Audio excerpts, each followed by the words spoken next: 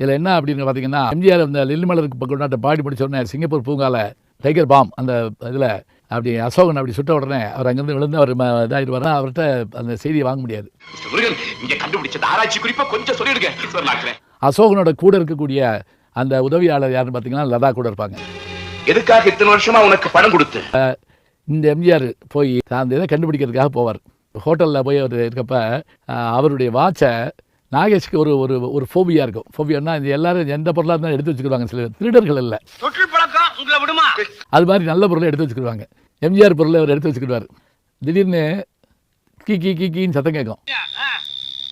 என்ன சார் இது அப்படின்ட்டு, ஏய் தமிழனாக இருந்து திருடலாமா அப்படின்னு எம்ஜிஆர் கேட்பார்.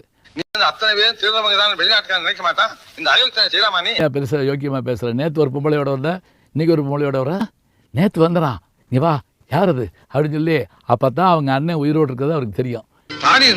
நாகேஷ் வந்து பொருள்களை எடுத்துக்கிடக்கூடியவர் தான், ஆனால் கதையோடு வரும்.